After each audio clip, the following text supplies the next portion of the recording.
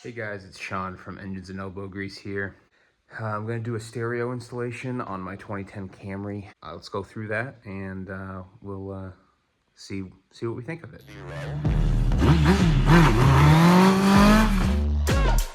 Let's get started.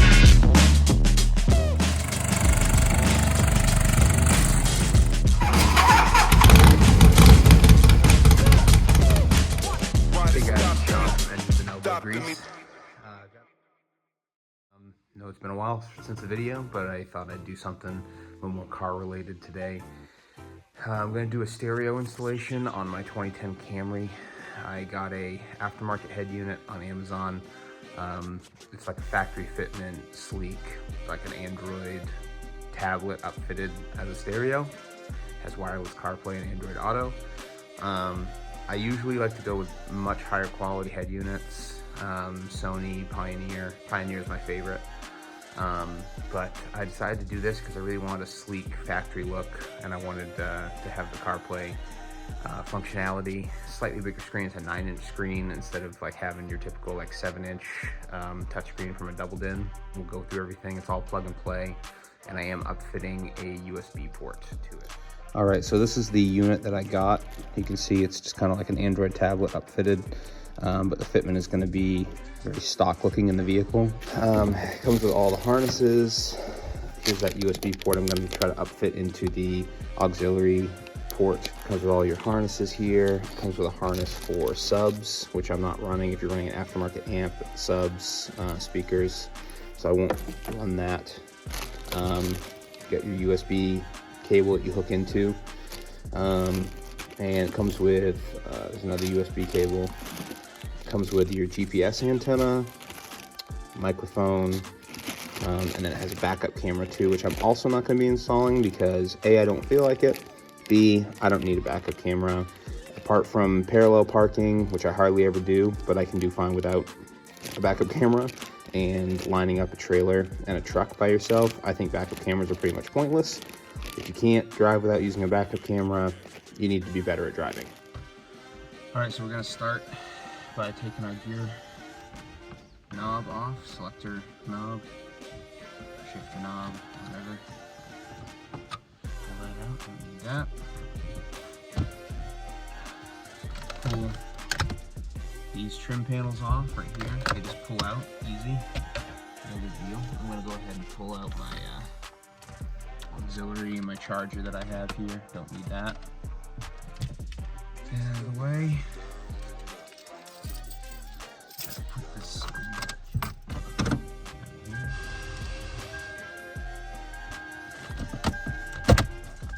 Pull up here. Push that out. You've got one connection right here for your charger or your cigarette lighter 12-volt port. Right here in the back. Get that out of there. Now we need to get these two Phillips screws out. So let me go grab my screwdriver. Alright, take these screws out.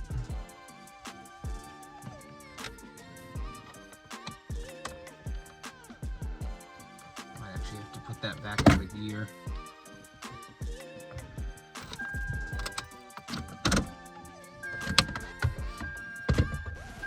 You've got your auxiliary port connection here on the back, as well as your 12-volt outlet. And this whole thing can come out. And right here, the auxiliary port is. That's where I'm going to try to upfit that USB port.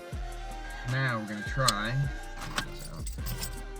We're going to try to pull these vents out here. They just pop out. You've got screws behind here.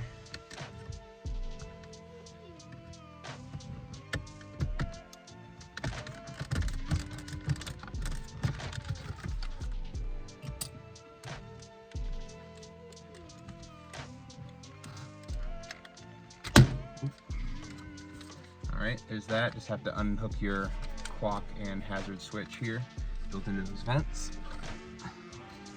Alright, now you got two 10s up in here that we're going to pull out.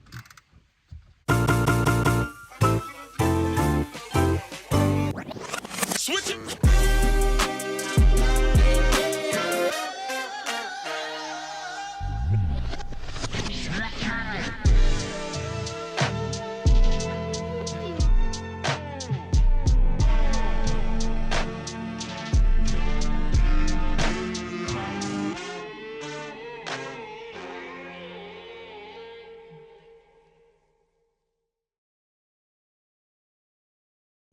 one. And we have 2 more down here. I thought we did. Right straight forward in front of you, right under the HVAC controls. You've got 2 more. 1 on each side. So, got plenty of new stuff coming. Will be some video updates and some cool projects coming up. So, this is just the way I thought I'd kick it off, because this is my daily driver and I'm tired of using an aux cord to get into the 21st century. Alright? So, pull this out, and then you've got all your connections on the back. Try to be careful not to bust up anything on this shifter. I could probably put it back. Actually, I probably am.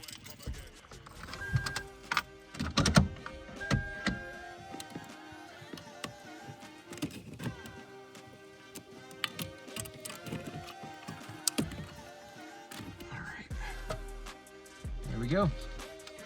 So you had your connection down here for the HVAC, and I had 3 plugs on the back of here for the radio, and then the 2 antenna plugs, because this has Sirius XM capability, satellite radio, which I don't use, but so there's 2 antennas, your FM AM and your satellite antenna right there. So here's this whole assembly out of here. We're going to need to take these brackets off and swap everything over, so I'm going to go ahead and do that for you now.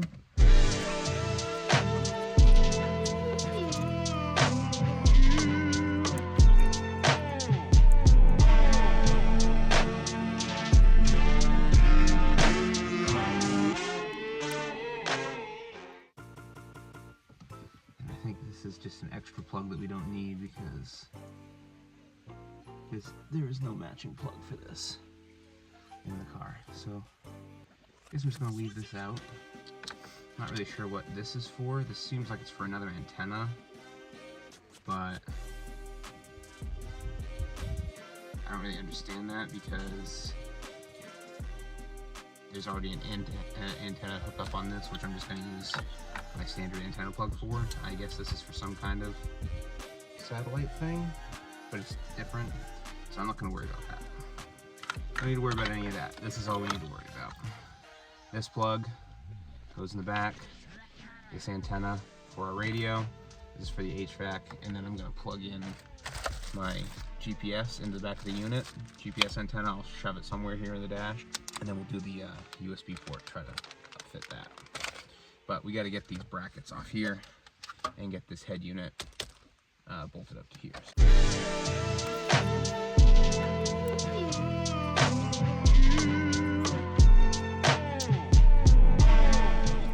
Take our new unit, slide it up in here.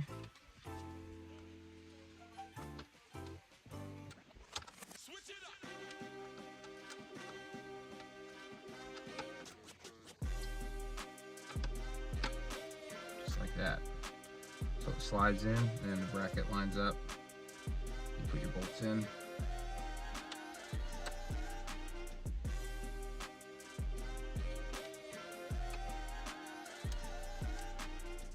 USB here. It's hooked up.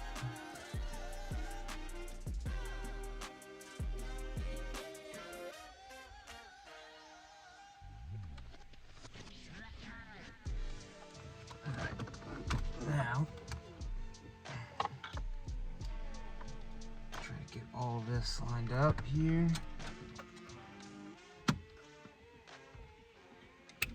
There we go.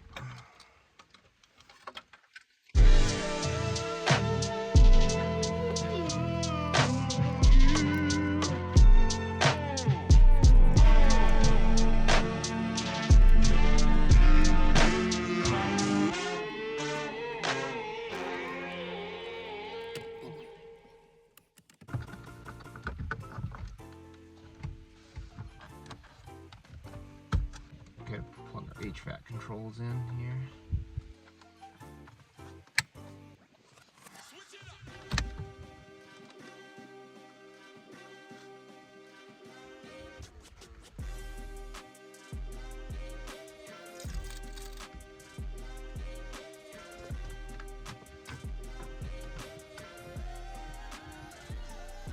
bolts back in here, hold this stuff down.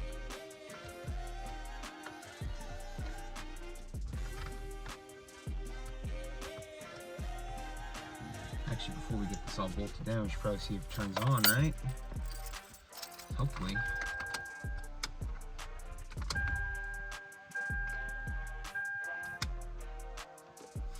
Alright, there's the Android.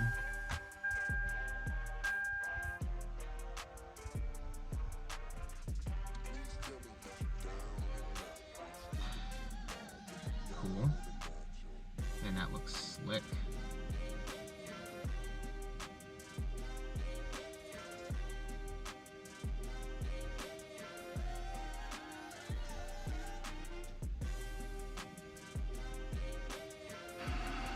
Yep.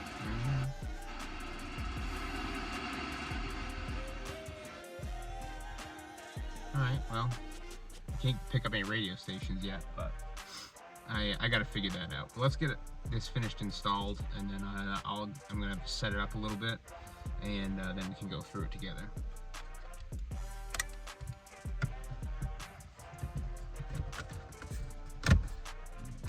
Perfect. Just like that. The lines on this are not perfect, but they're pretty good. The silver is also slightly different, but all things considered, that looks way better in my opinion than an aftermarket smaller unit like this. So, all right, let's take this and we'll see about how well this USB fits in here. This is a kind of a shot in the dark. I think these are the same size opening. I've done these before. Similar things to this. Let's see.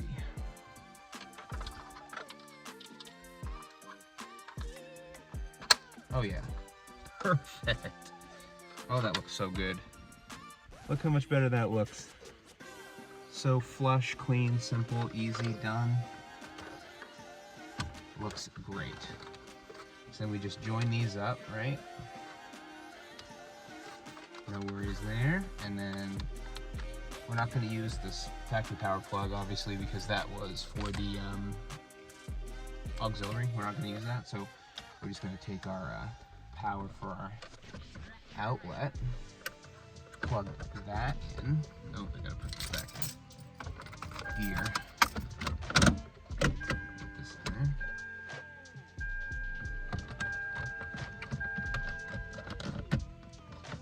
Like that.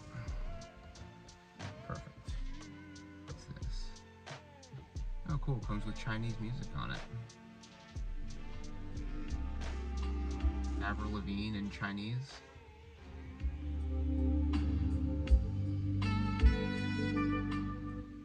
Cool. Smooth jazz. That's not Avril Lavigne. It has a cover art from Avril Lavigne, but that's not Avril Lavigne.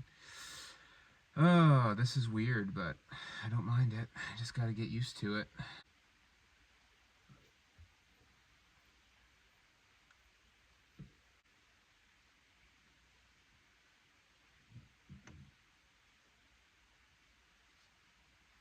Oh, it auto-updated the time and date now. That's cool. Must have finally connected to GPS. Well, I'm going to have to go through and really figure this thing out. You can see it's pretty clean install. I like it. I'm just going to have to spend some time and really go through this thing and get it set the way I want before I can really enjoy it. So I'm not going to bore you with that. It's going to be, 10-15 minute process, probably figuring it out. So, all right, guys. So I've had this radio for a few weeks now. I really like it. All in all, the sound quality is phenomenal. The wireless CarPlay works great. The wired CarPlay works great too. Make sure if you do what I did and put one of those USB ports in your little cubby down there, that it runs to the 4-pin USB plug that comes in the kit. That's required. The 5-pin is just for regular charging, USB charging. The 4-pin is specifically for Android Auto and CarPlay. So yeah, it works great. Sound quality is great. The touchscreen is great. The quality of the screen is great. I really like it. I really only use CarPlay on it. The radio is fine though. The biggest thing I've had an issue with is getting the steering wheel controls to work. I've been in talks with them. I think it's a software or like a CAN software issue with the radio. I went in, took it back out, and checked all the wiring. And the harness that came with the radio was wired correctly. The pins match to where they should be for the steering wheel control, ground, and power. So have been dealing with PODOFO with that, trying to get them to, let me know or what the deal is with the software and the CAN issue. But so far, I really like it. Definitely worth the $110 I paid for it. It just gives the car a great look. It's way more modernized looking. The quality on the screen really is great. I mean, you've got Spotify's working, you've got maps. This is actually being a little laggy right now, which this usually is never laggy. I think it's because I'm recording and my phone is connected to this right now. Oh yeah, there you go. I think it's just because of CarPlay. But yeah, it works great. I really like it. Very, very happy with it. So definitely worth $110. Hope this video helps some people. It's a very, very easy installation to do. I would recommend doing the USB port like I did. Just looks a lot better, makes it look easier and better. So that's all for this video. Thanks for watching. You got a lot of stuff coming up. Videos on the 3-wheeler, videos on the motorcycle, and I actually have some sponsored products coming that I'm going to show you guys and demonstrate. So stay tuned for that, and see you in the next one. Thanks for your support.